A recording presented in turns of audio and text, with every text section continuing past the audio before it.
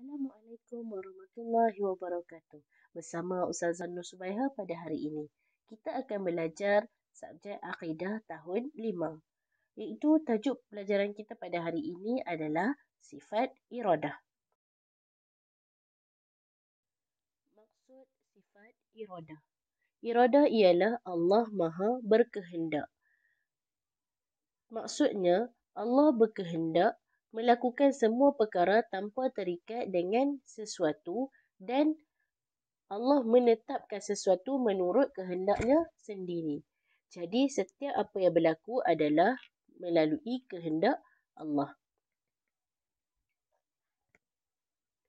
Segala yang berlaku adalah kehendak Allah. Allah juga berkehendak mengadakan ataupun meniadakan sesuatu benda. Maksudnya, Allah berkehendak sama ada Allah nak menjadikan sesuatu ataupun tidak. Tidak ada sesuatu perkara pun di luar kehendaknya. Maksudnya semua perkara adalah di bawah kehendak Allah. Ini bermakna hanya Allah sahaja menentukan segala yang berlaku pada makhluknya tanpa bantuan sesiapa atau dipengaruhi oleh orang lain. Maksudnya setiap apa yang berlaku adalah atas kehendak Allah dan Allah tidak dipengaruhi oleh orang lain ataupun Allah tiada bantuan orang lain. Oleh itu, kita wajib percaya bahawa Allah Subhanahu Wa Taala berkehendak melakukan apa sahaja yang diingini dan mengikut kemahuan sendiri. Sebagai contoh Allah itu berkehendak ialah kebahagiaan seseorang, kesusahan dan kesenangan dalam hidup kita. Semua yang berlaku dalam hidup kita adalah atas kehendak Allah. Begitu juga contoh yang kedua adalah kejadian makhluk, alam dan lain-lain. Kejadian makhluk, alam dan semua yang berlaku adalah atas kehendak Allah. Semuanya adalah kehendak Allah dan manusia mesti meyakini bahawa setiap yang berlaku adalah atas ketentuan Allah. Dalil nakli firman Allah Subhanahu Wa Taala dalam surah Yasin. Dalil nakli bermaksud apa yang terdapat di dalam Al-Quran ataupun As-Sunnah. Dalam surah Yasin ayat 82 Allah menyebut innama amruhu idza arada syai'an an yaqula lahu kun fayakun. Maksudnya, sesungguhnya apabila ia menghendaki adanya sesuatu, dia berfirman kepada benda itu, jadilah engkau, maka jadilah ia. Maksudnya, setiap apa yang berlaku adalah atas kehendak Allah. Apabila Allah menyebut kun fayakun, maka benda itu akan terjadi. Contohnya, kejadian siang dan malam. Apabila Allah menyebut kun fayakun, maka berlakulah putaran bumi, berlakulah kejadian siang dan malam. Allah berkuasa mewujudkan sesuatu yang dikehendakinya dan menurut perintahnya. Apa yang berlaku adalah atas perintah Allah. Seterusnya adalah dalil akli. Dalil akli bermaksud dalil yang melalui pemikiran kita. Yang pertama, Allah Maha berkuasa terhadap sesuatu. Apa sahaja yang dikehendakinya, iaitu dikehendaki oleh Allah Subhanahu Wa Taala, akan berlaku mengikut perintah dan izinnya.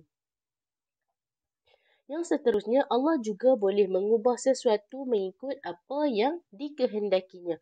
Contoh, bumi berputar mengikut perintah Allah. Ataupun siang dan malam juga adalah mengikut arahan Allah. Kejadian siang dan malam mengikut arahan Allah.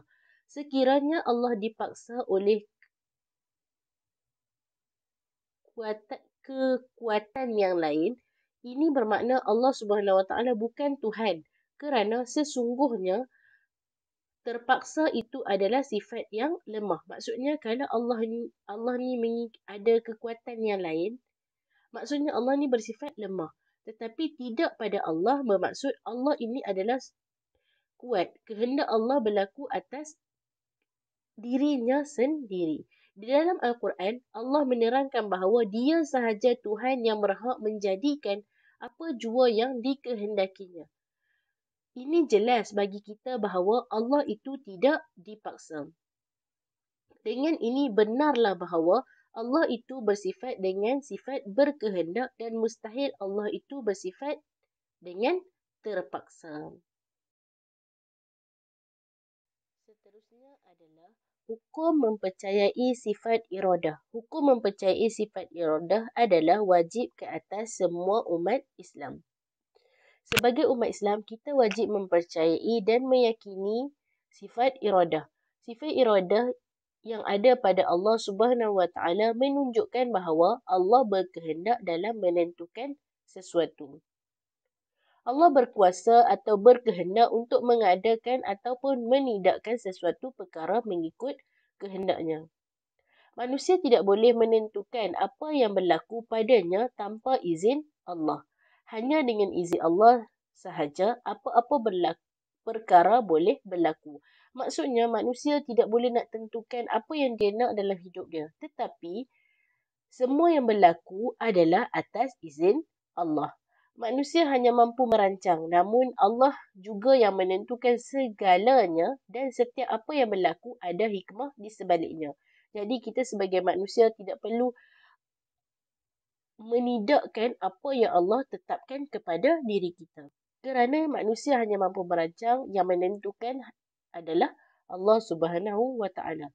Secara kesimpulannya di sini, manusia mesti meyakini sifat iradah yang ada pada Allah sebagai Tuhan sekalian alam.